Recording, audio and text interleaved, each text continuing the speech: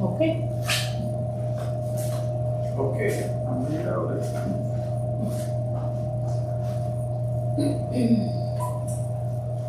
Buenas tardes y bienvenidos a Calvary Net o Calvario en español.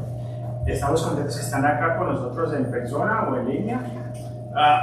Si es su primera vez en Capilla Calvario, nosotros simplemente enseñamos la Biblia versículo por versículo para equiparlos como discípulos de Jesucristo, para que impacten al mundo alrededor de ustedes. Ahora, si usted no conoce a Jesús, oremos que hoy sea el día que tengas un encuentro con Él. A través de la enseñanza de la palabra, seas transformado por la gracia de nuestro Padre Celestial y te llenes del Espíritu Santo para que puedas caminar con el poder del Espíritu Santo todos los días de tu vida. Disculpe.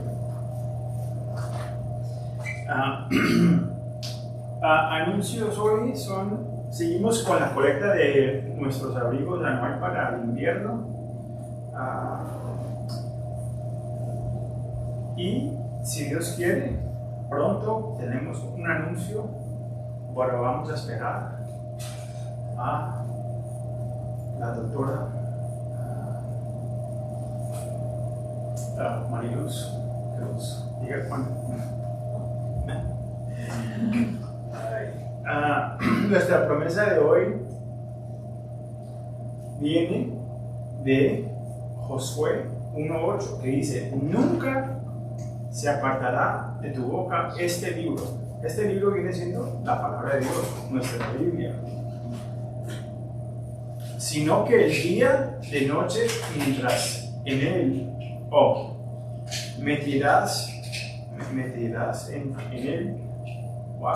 Sino que de día y noche metirás en él para que guardes y hagas conforme a todo lo que él está escrito, porque entonces harás próspero tu camino y todo te saldrá bien. Josué 1:8 nos recuerda que la verdadera prosperidad y éxito proviene de meditar y obedecer la palabra de Dios. La prosperidad bíblica no se trata solo de riquezas materiales, sino de prosperar espiritual, emocional y relacionalmente, viviendo en alineación con la voluntad de Dios.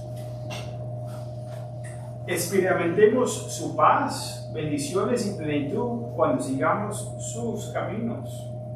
La obediencia abre la puerta a la plenitud del favor de Dios. Amén. Oremos. Padre, damos muchas gracias, Señor, por las bendiciones de tener este lugar donde nos podemos reunir para escuchar tu palabra, entrar en tu presencia, aunque tú estás con nosotros a donde andemos, Señor. Te damos la gloria a ti, Señor. Pero para poder reunirnos como el cuerpo de Cristo, para venir ante ti en oración, en adoración y en la palabra, Señor. Te damos la gloria a ti, Señor, porque queremos conocerte, queremos saber más de ti, Señor, para que transformes en nuestras vidas diariamente, Señor, mientras que entramos a tu palabra. Padre, oramos por nuestra ciudad, nuestra iglesia, nuestro impacto alrededor, donde estemos, donde los has puesto, sean en la casa, en el trabajo, en la escuela, que seamos cristianos, que estamos disponibles a la voluntad tuya en nuestras vidas. Te damos toda la gloria a ti, Señor. Amén y amén. Ok, a medida que continuamos nuestro estudio a través del libro de Romanos, hoy vamos a terminar el capítulo 2. La humanidad sigue siendo juzgada. En el capítulo 1, el mundo fue declarado culpable del pecado.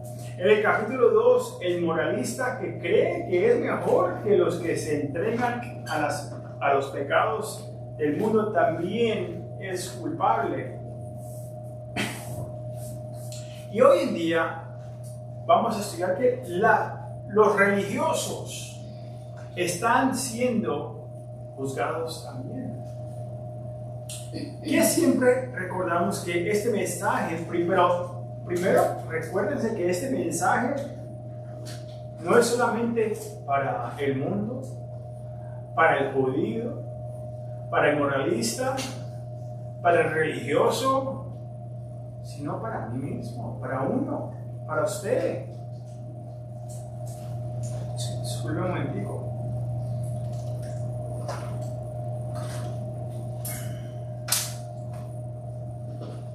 Antes de comenzar, déjeme yo darle una preguntita.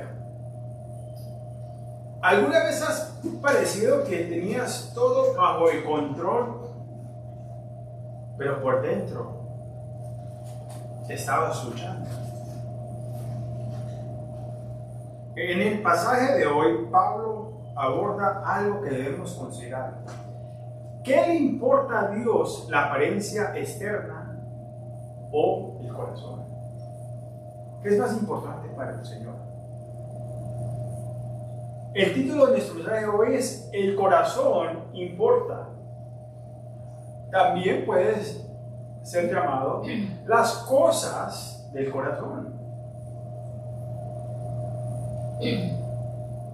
Por favor, síganme a Romanos capítulo 2, comenzando del versículo 17 hasta el 20. Vamos a cubrir hasta el 29, pero vamos a primero leer estos 4 versículos. Y dice: he aquí, tú tienes el sobrenombre de judío, y te apoyas en la ley, y te glorias en Dios, y conoces su voluntad, y instruido por las pruebas lo mejor. Y instruido por la ley, apruebas lo mejor. Y confías en que eres guía de los ciegos, luz de los que están en tinieblas, instructor de los indoctos, maestro de niños, que tienes en la ley la forma de la ciencia y de la verdad.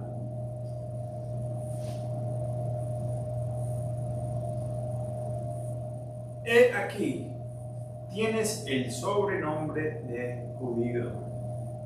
Te llaman judío. Antes que digan, esto no es para mí, esto es para los judíos, yo no soy judío.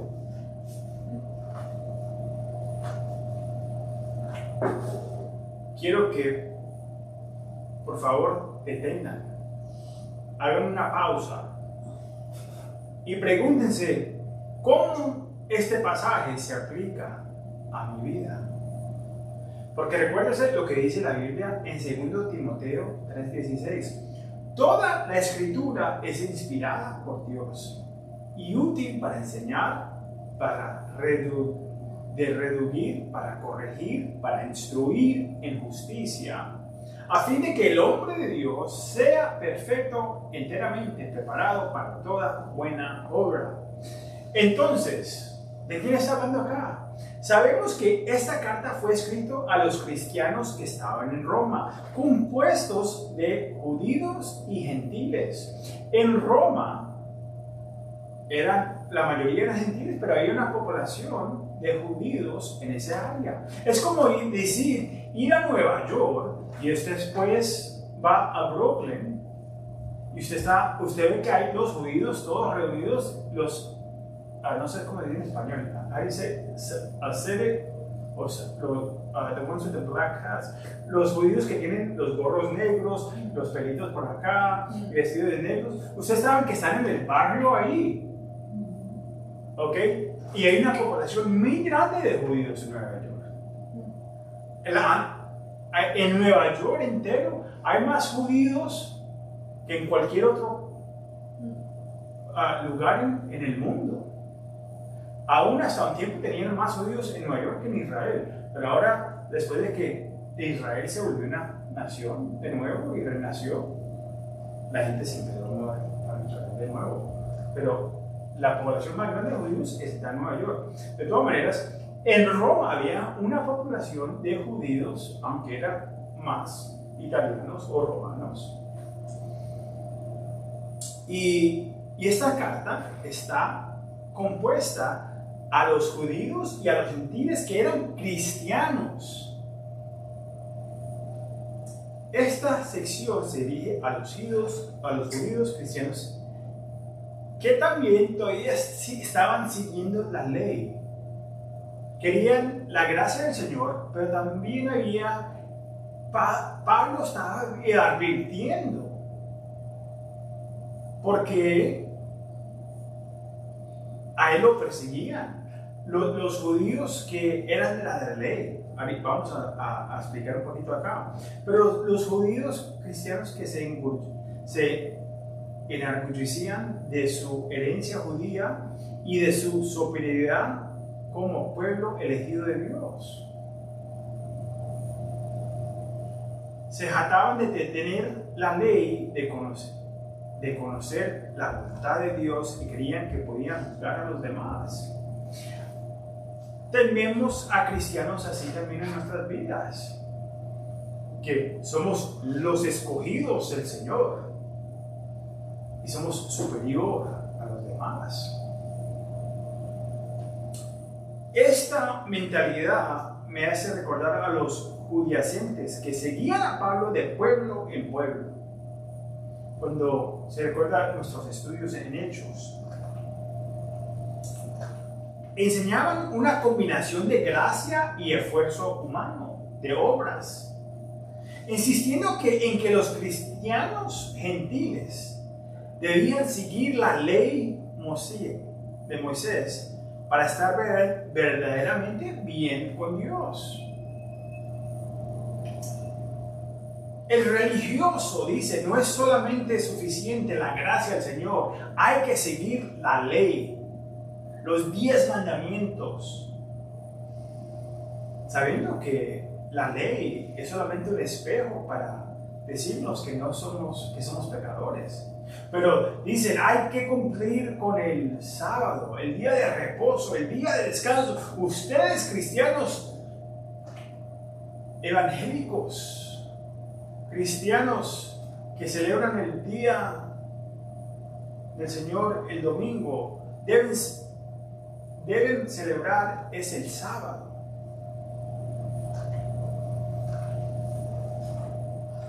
Olvidándose que nuestro descanso está en el Señor.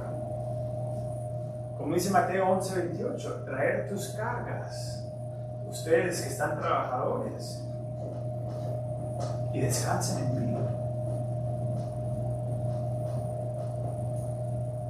Estos religiosos enseñaban una combinación de gracia y esfuerzo humano. Y decían, ¿qué era lo que ellos seguían? ¿Qué le decían? ¿Qué exigían de los gentiles? Para usted ser salvo, tiene que seguir la ley de Moisés y tiene que hacerse la circuncisión.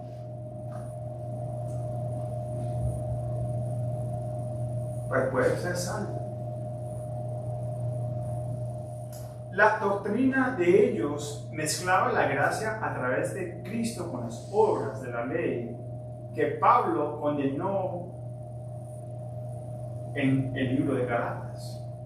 Estas personas eran extremadamente religiosos, pero carecían de la transformación. Ellos se fijaban en la transformación por fuera, mientras que el Señor miraba adentro del corazón.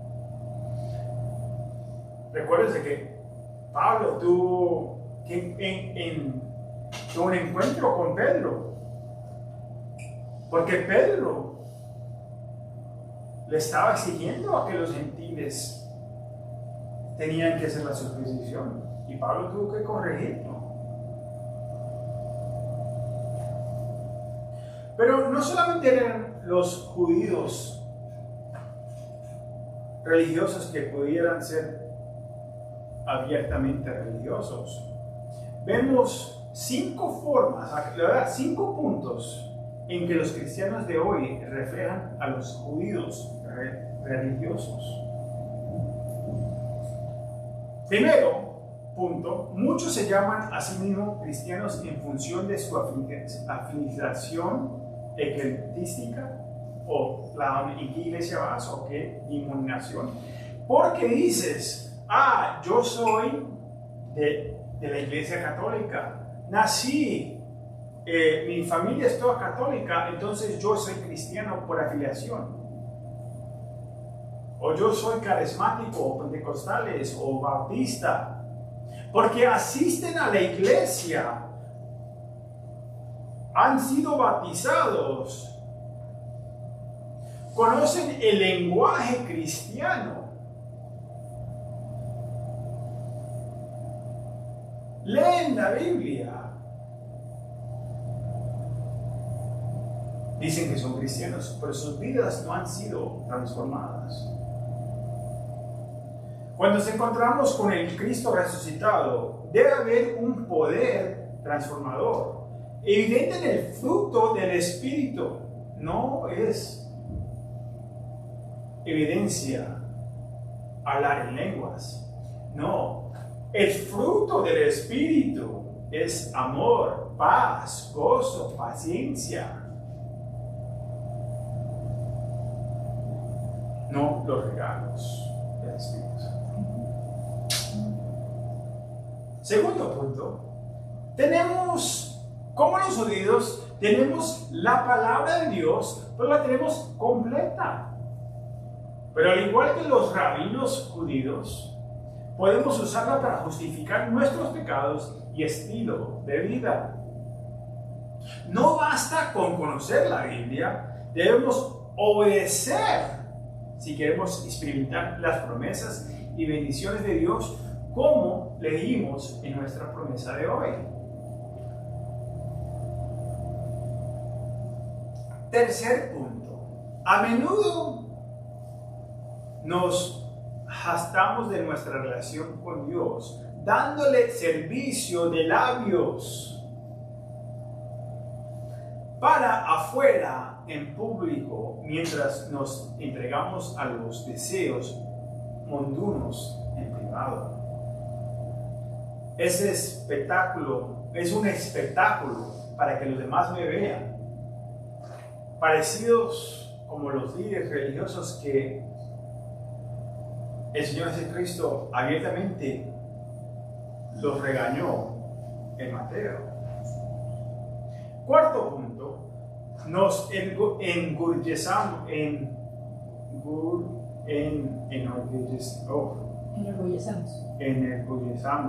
Sí, muchas gracias, Pablo. Nos enorgullecemos de conocer la voluntad de Dios, pero nos despreciamos cuando Él cierra la puerta para los que queremos caminar.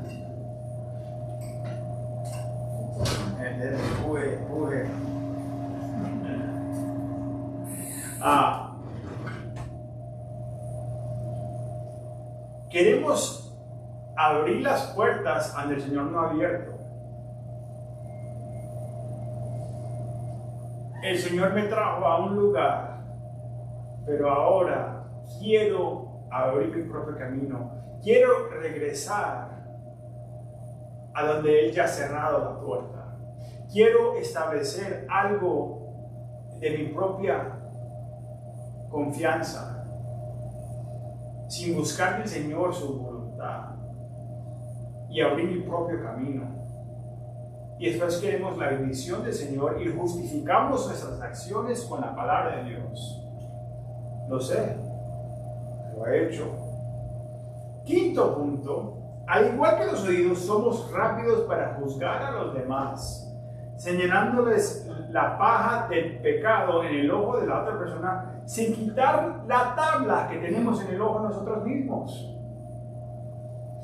¿Por qué? Porque nuestro pecado se ve peor en los demás, nuestro propio pecado. Así como Pablo advirtió a los judíos religiosos, nosotros también necesitamos mirar más allá de nuestras acciones religiosas externas y examinar nuestros corazones. No se trata solo de lo que hacemos, sino de qué estamos pensando y accionando dentro de nosotros, en nuestros corazones, en nuestros pensamientos. Ahora, puede que sientas que te estoy hablando muy directo. Pero no te preocupes, porque Pablo ahora se dirige su atención a los líderes religiosos, pastores, maestros y predicadores judíos. Sin embargo, todos debemos estar preparados para examinarnos a nosotros mismos. Versículo 21 al 24 dice: tú pues, que enseñas a otro, no te enseñes a ti mismo. Tú que predicas que no se ha de hurtar, hurtas. Tú que dices que no se de adulterar, adulteras. Tú que abominas de los ídolos, cometes sacrilegio. Tú que te jactas de la ley, con infracción de la ley deshonras a Dios. ¿Por qué, como está escrito, el nombre de Dios es blasfemado entre los gentiles por causa de vosotros? El pueblo judío practicaba una religión de acciones externas, muy similar a los católicos, religiosos, por fuera. Van a la iglesia los domingos, de pronto van a la iglesia todos los días, pero no eran de actitudes internas, las cosas del corazón. Puede que parezcan morales, pero ¿qué hay en sus corazones? Los 8 ayes en Mateo 28 ilustra la acusación de Jesús contra la hipocresía de los fariseos, de los líderes religiosos, de los sacerdotes, de los curas, de los papas. Dios no solo ve nuestras obras, sino también los pensamientos y las intenciones del corazón. Hebreos 4:12. Un judío podía ser culpable de robo, adulterio o idolatría, incluso si nadie veía el pecado externamente. En lugar de glorificar a Dios, los judíos lo estaban deshonrando. Y Pablo citó Isaías 52:5 para probarlo. Los gentiles tenían contacto diario con los judíos en negocios y otras actividades, y la devoción religiosa de los judíos no los engañaba. La misma ley que los judíos decían seguir solo los condenaba. Y usted, como cristiano, ¿cómo te ve el mundo cuando estás negociando con ellos en los negocios? Les estás robando, cobrándole demasiado. O tus acciones en tus negocios no son diferentes del mundo. Siempre por el dinero. Haces cualquier cosa por el dinero. De pronto no estás pagando los impuestos. Trabajando debajo de la mesa.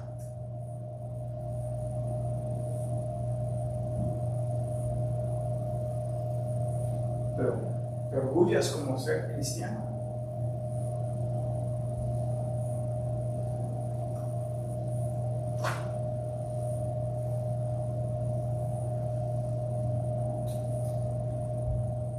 Me hace pensar de una historia poderosa que escuché ayer sobre el doctor James Tour, un científico judío que descubrió el sacrificio de Yeshua, Jesús, para el perdón de los pecados. Él es un profesor conocido a través de todo el mundo y estudia acá, es profesor acá en la Universidad de Rice University, en Houston.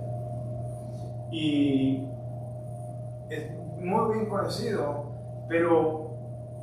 y había crecido en una comunidad judía cerca de la ciudad de Nueva York.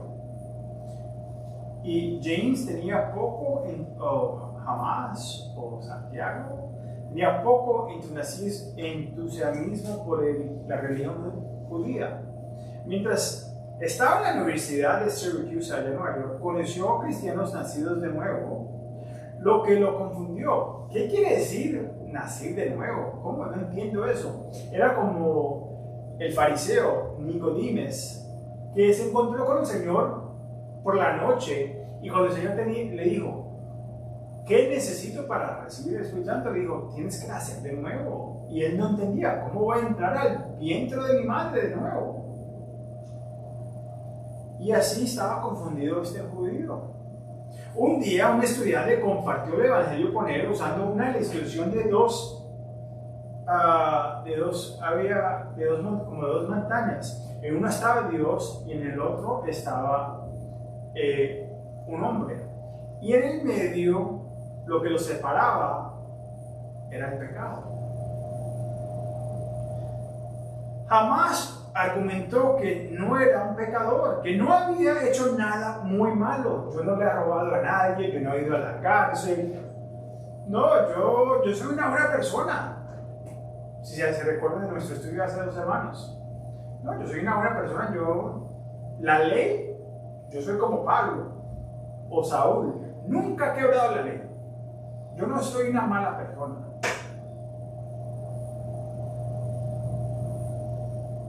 Y eso era el argumento que él decía, que no era pecador, que no había hecho nada. Pero el estudiante le mostró a Romanos 3:23 que dice, por cuantos todos pecaron y están destituidos de la gloria de Dios.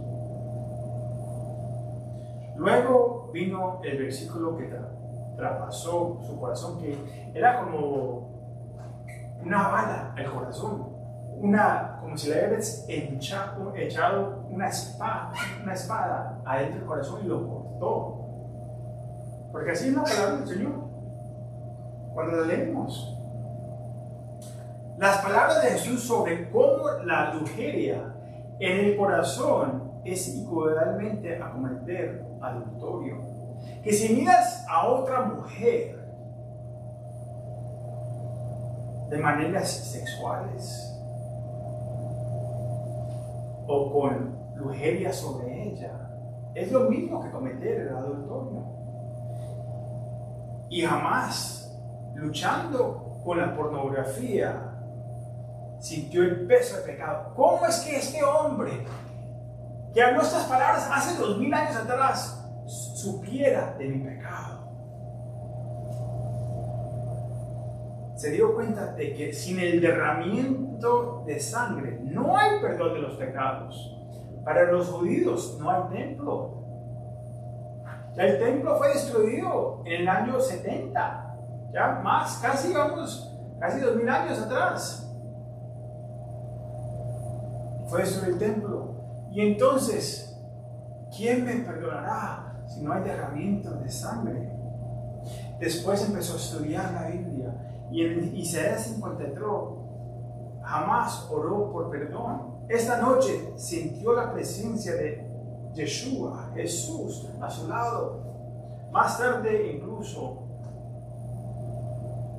llevó a su madre a la fe a los 72 años. Pero la madre, cuando él le contó a su madre le contó a su papá que se había tenido un encuentro con Jesús. No que se había convertido, porque el judío no se convierte, sino es completado, porque ellos tenían el Viejo Testamento, ahora tienen el Nuevo y lo han aceptado a Jesús como el Mesías. Entonces tienen la historia completa. Nosotros somos convertidos de la fe porque somos gentiles, paganos, pero él es judío. Y cuando le contó a la mamá le decía, no entiendo esto.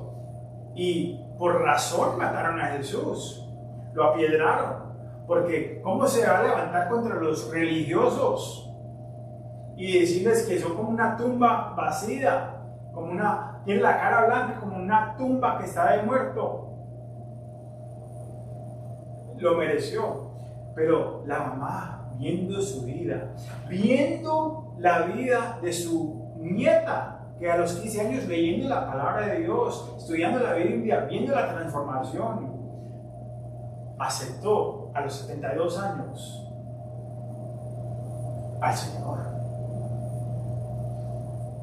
Les cuento esa historia para que no pierdan esperanza que el Señor todavía está trabajando. Aunque veas a tus padres en sus años viejos, ancianos, y digas, no es posible que el Señor pueda cambiarle el corazón. Somos muy religiosos, o están muy en el mundo, son muy católicos, de esta manera fueron criados y nunca van a cambiar. Nunca pierdan esperanza. Para mí, también me hace recordar de mis amigos judíos que no conocen al Señor, y me da esperanza para ellos.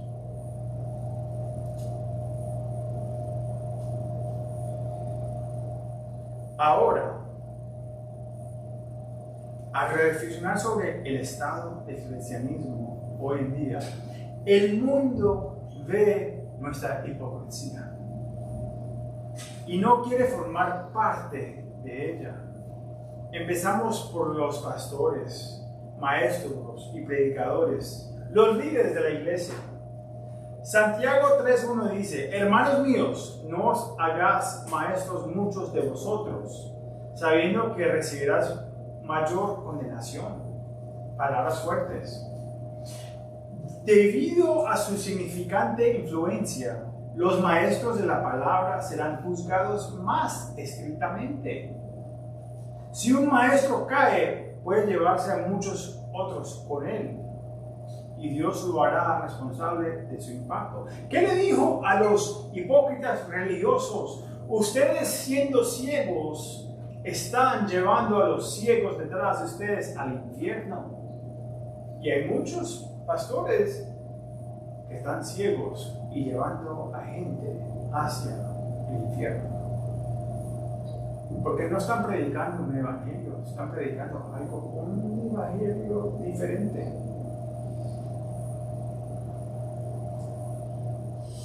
Primera Timoteo 3, versículos 2 al 10, describe los requisitos para los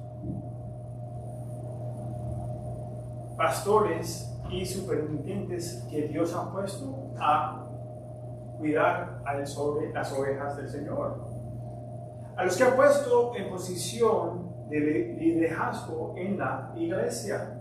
Y vamos a repasarlos un poco.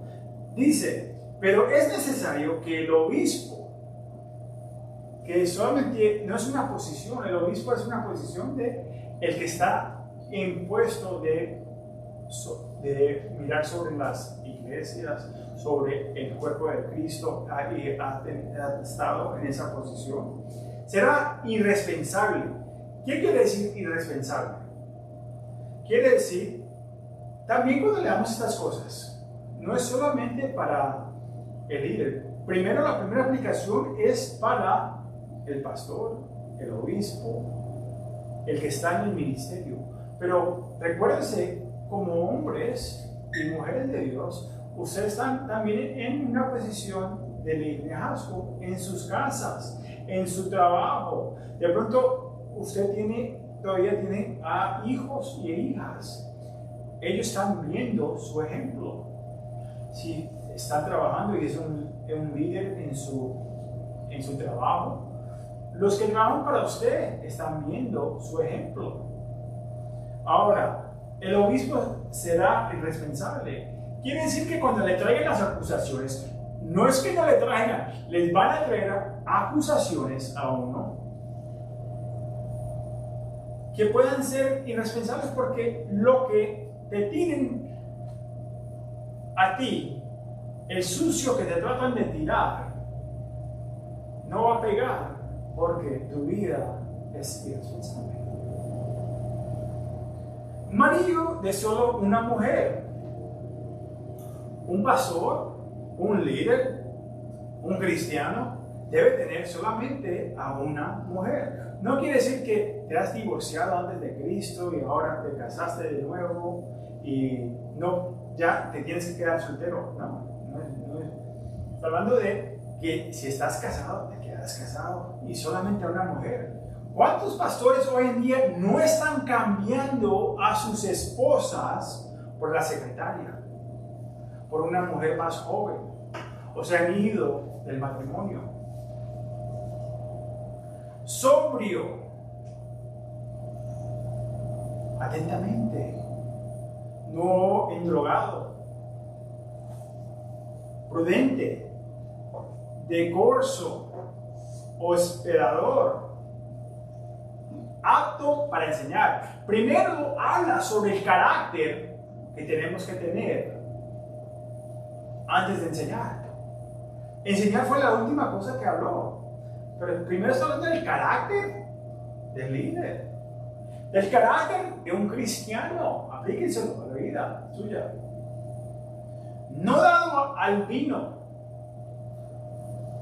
Muchos van a tener problema con esto. Puedes tomar. La Biblia habla que uno puede tomar, pero para el pastor no dado al vino. ¿Por qué? Porque hay gente, yo he conocido en mi familia propia, que han tenido problemas con el alcohol. Yo me recuerdo de ser niño y mis tíos tomando y peleándose a cuchillos porque estaban emborrachados. Uno no sabe, como pastor, uno no sabe cuáles son las guerras espirituales que está escuchando. Imagínese si usted viene a mi casa y ve que tengo una barra, tengo mi refrigerador con vinos, y usted está luchando, o me ve libremente usando mi libertad como cristiano y bebiéndome la fría, una coronita, una presidente, y tomándomela, y usted luchando con el alcoholismo.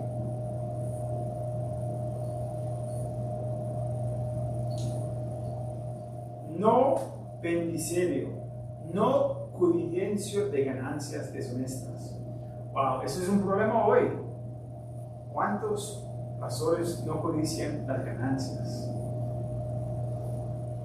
Sin hambre, sino amable, apisable, no avaro. Alguien que empieza peleas, que gobierna bien su casa, que tenga a sus hijos en sujeción con toda honestidad. Pues el que no sabe gobernar su propia casa, ¿cómo cuidará la iglesia de Dios? Eso no está hablando de hijos que se han ido de la fe. Está hablando que su casa está en orden. Los que están en su casa, hay orden en su casa. Porque, ¿qué pasa con muchos de los religiosos, de los pastores? Que son de una manera detrás del púlpito. Del púlpito. Hablan muy bien, son muy carismáticos, pero en su casa viven como el mundo y sus hijos ven eso y dicen hipócritas, y los hijos están viendo eso. No hay orden. ¿Por qué los hijos van a hacerle caso a los padres que son doble cara? De una manera en la iglesia, pero de otra manera en su casa después, porque creen que las puertas están cerradas. No es lo que uno diga, sino las acciones de uno. Aplíquenselo a sus vidas. No un néfito, alguien que sea nuevo a la fe. No sea que caiga en la condenación del diablo porque se levanta y dice, wow, el pastor me puso a enseñar este estudio bíblico, me dio la oportunidad de hablar y ahora se le fue a la cabeza. No que uno no pueda ser joven de edad, pero hay una maturidad, hay una madurez que el Señor empieza a hacer en el trabajo de una vida. No es sobre la edad, sino alguien que no está fundado en la fe y los ponga muy rápido en una posición de autoridad. Hay que cuidar esas cosas. También es necesario que tenga un buen testimonio de los de afuera, para que no caigan en descrédito y en lanzo del diablo. Hay que vivir una vida que tengas un testimonio que en tu vida el mundo y el demonio está mirando que caigas. Pero es que los advierte, esto no son para todos, no es para todos. Todos somos llamados a ser salvos. Y hay que hacer una decisión por el Señor, pero no todos son llamados a ser pastores o maestros, porque hay una mayor condenación cuando no estás viviendo de acuerdo a la palabra del Señor. Hoy en día vemos a algunos pastores que se jactan de las riquezas y usan las escrituras para justificar su vida. Por ejemplo, hay un predicador de una mega iglesia en Luisiana. De pronto, ustedes, me imagino, porque sale demasiado el televisor, lo han tenido que haber visto. Su nombre es Jesse Duplantis. Un pelo blanquito ahora, un viejito. Su esposa se llama Kathy. Y está orgulloso porque es el predicador más rico de los Estados Unidos. Tiene una casa de 40,000 pies cuadrados, no 4,000, 40,000 pies cuadrados. Tiene un avión privado y pagó por todas esas cosas en efectivo. Y se orgulla de eso. Y defender estas cosas con la palabra de Dios. Estaba viendo las redes ayer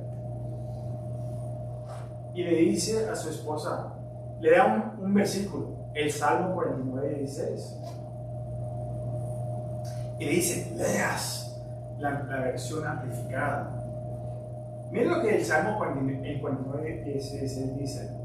No temas cuando el hombre se enriqueza, cuando la riqueza y la gloria de su casa se incrementan. Sacó un versículo y lo usó para justificar sus riquezas y su casa grande. En la amplificación dice en paréntesis que ese es el hombre malvado, pero no para, vamos a leerla en contexto. Cuando alguien le dice, le dé un versículo a usted, por favor, lean los versículos anteriores y después, léalo en contexto. Le voy a leer de la Biblia Reina Valera 1960 para que lo leamos en contexto.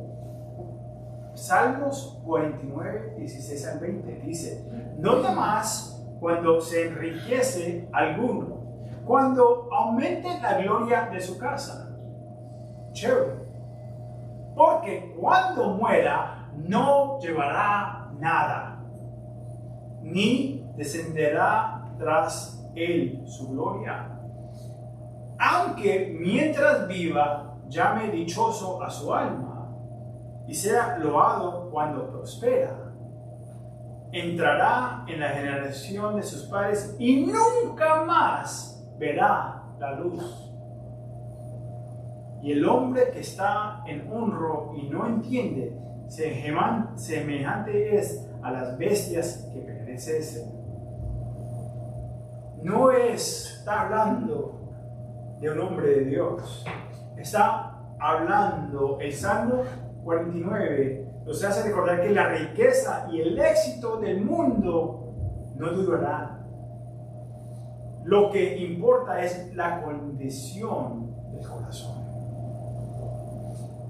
Y esto es lo que vemos a través de las redes, de los predicadores en la televisión, muchos, no todos, pero muchos.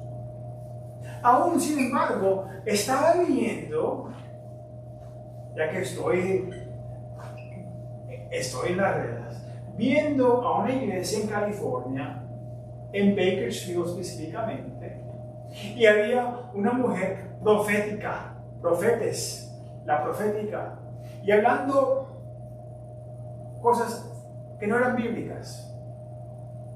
Primero hay un problema que la mujer estaba predicando, pero encima de eso vi unos cuantos videos y había como una voz que era como un demonio. Y ¿era yo el único que estoy viendo esto? Hay que tener cuidado a quién estás escuchando. Y hay muchos que quieren usar la Biblia para justificar sus pecados, para traer otro evangelio que no es la palabra de Dios. Es un evangelio, pero no es el evangelio de Jesucristo. Tengan cuidado lo que escuchen, a los que están escuchando. No todo lo que dice que soy de Dios es de Dios. Los conocerás por sus frutos, dice la palabra del Señor. ¿Cómo vas a conocer los frutos si no estás en la palabra del Señor? Si no tienes el Espíritu dentro de ti, ¿cómo vas a discernir los diferentes espíritus que hay? Porque hay un Espíritu del Señor y hay muchos espíritus del hombre. Pero no es solo el pastor de la mega iglesia. Oren, por favor, oren por los pastores para que se arrepienten, porque muchos están cayendo como moscas en el adulterio, en el robo de la iglesia, en el tráfico sexual, en la pedofilia, en la homosexualidad y mucho más de los pecados que vemos en este mundo. Sí, en la iglesia, con pastores. La Biblia dice que a quien mucho se le da, mucho se le exige. El juicio comienza en la casa de Dios y no podemos tomar nuestros roles a lo suave. Es una responsabilidad que tenemos. Nunca debemos apartar nuestros ojos de Jesús. Lo mismo es cierto para todos los cristianos. No podemos vivir como el mundo y esperar impactarlo. Esperar que vamos a impactar el mundo, pero estamos viviendo de la misma manera que están viviendo el mundo. No me quiero casar, pero quiero los beneficios de casarme. De todas maneras, nos vamos a casar un día de estos. Los podemos vivir juntos, podemos tener relaciones juntos. Podemos probar las cositas. Puedo robarle mis impuestos. No quiero pagarle al gobierno. Quiero experimentar. Todas estas cosas.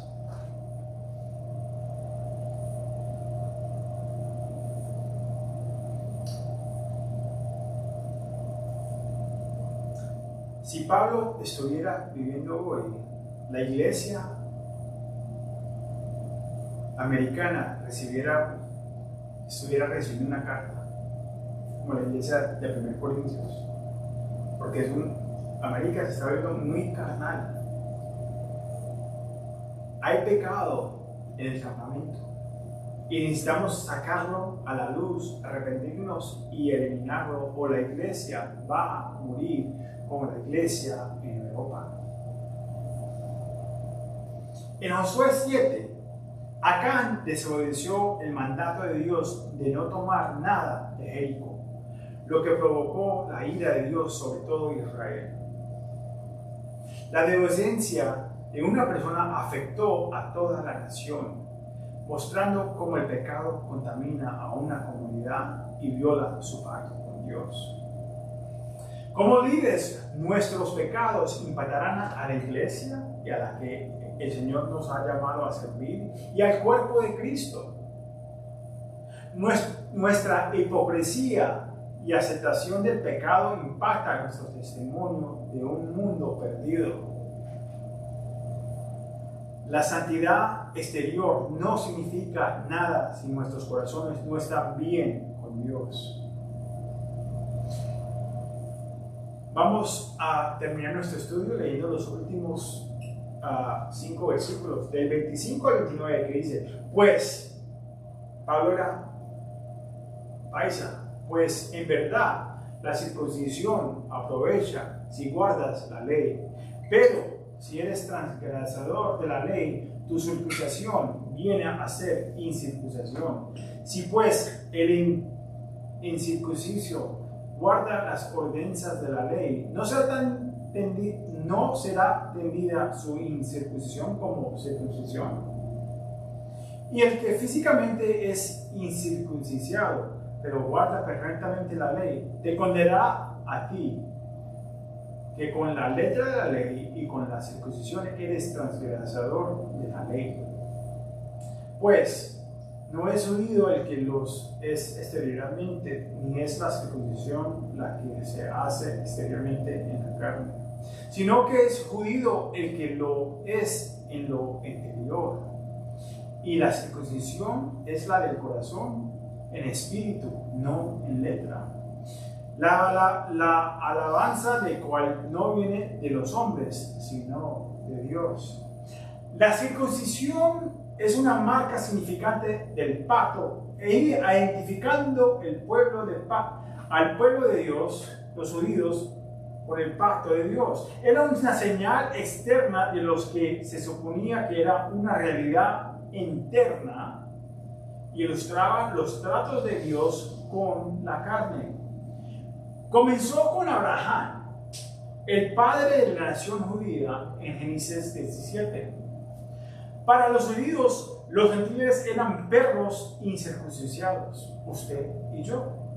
En el Antiguo Testamento, Dios ilustró cómo la circuncisión estaba destinada a obrar eternamente. Primero nos da el ejemplo en Éxodo 6:2, que habla de la circuncisión de los labios. En Jeremías 6:10 habla de la circuncisión de los oídos. Y en Ezequiel 44 habla de la circuncisión del corazón. El pueblo de Dios debía hablar con ternura, oír con sensibilidad y sentir con compasión. La circuncisión estaba destinada a ser una imagen externa de la transformación interna. Sin embargo, aunque los judíos estaban circuncidados externamente, estaban lejos de donde debían haber estado internamente. Vemos esto en Josué 5. Cuando los israelitas estaban a punto de entrar a la tierra prometida, el Señor les dijo a los hombres: antes de que puedan vencer a Jericó en victoria, antes de que puedan entrar a la tierra prometida y disfrutar de la leche y la miel, deben circuncidar a todos los que salieron de Egipto, los que salieron del mundo y ahora están en Dios. Deben circuncidar la carne. Necesitaban deshacerse de la carne antes de que podían tener la victoria en el espíritu. Pero este principio se perdió entre los super religiosos, porque aunque se jactaban de su circuncisión física, sus corazones, labios y oídos estaban endurecidos para el Señor en realidad. Esto tiene aplicaciones prácticas para los cristianos que creen que debemos abrirnos caminos al cielo a través de nuestras buenas obras, como alimentar a los desamparados, leer la Biblia, bautizarse o mostrar evidencia de hablar en lenguas. Hacemos buenas obras porque somos salvos por gracia. No hacemos buenas obras porque estamos tratando de ganar nuestra salvación. Pero hay muchos cristianos que están tratando de trabajar religiosamente, porque la religión enseña que hay que hacer buenas obras para poder alcanzar al cielo. No importa la religión, sean católicos, religiosos, sean budistas, sean musulmanos. La religión dice que hay que trabajar a ver si puedo alcanzar hacia llegar al cielo. Pero la Biblia no enseña eso. La Biblia dice que nuestras obras no valen la pena, son como un tampán, son como un paño sucio. Él tuvo que bajar, Dios tuvo que bajar y dejar su posición de Dios, siendo Dios y hombre, y nacer de una mujer para bajar a una posición baja como la de nosotros, para después vivir y identificar con nosotros y morir por nuestros pecados. Pero ahí no se terminó la historia. Resucitó, confirmando que es y era Dios. Y esa es la esperanza. El mismo principio se aplica a nosotros hoy. El bautismo es una declaración pública de fe. Por eso es que se hace como adulto, no como de niño. El niño no tiene un bebé que va a hacer, ¿qué va a saber? ¿Qué decisión va a poder hacer? No puede hacer decisión por Jesucristo. El niño que muere de menos de edad, de poder entender, sean 8, 9, 10, hoy están muy avanzados, pelados. Pero mientras que no puede hacer identificar una decisión, esos niños, si alguien muere, van al cielo inmediatamente. No, el bautismo era para identificar con Jesús. Decir que ya ha habido transformación en mi vida, en mi corazón. Y ahora que hay esa transformación a través de la palabra, a través del Espíritu Santo, a través del encuentro con el Jesús resucitado, entonces el bautismo dice, mírenme, mi vida ha sido cambiada. Ahora muero a la persona vieja. Cuando salgo del agua, he resucitado una nueva persona. ¿Cambió algo por el bautismo? No, estoy identificando con Jesucristo. Si usted dice que es cristiano y no se ha bautizado, no de niño, no se ha bautizado ya de edad, sea de 8, 9, 10 o más allá, ¿qué está esperando? Le da vergüenza de ser cristiano, le da vergüenza identificar con Jesucristo.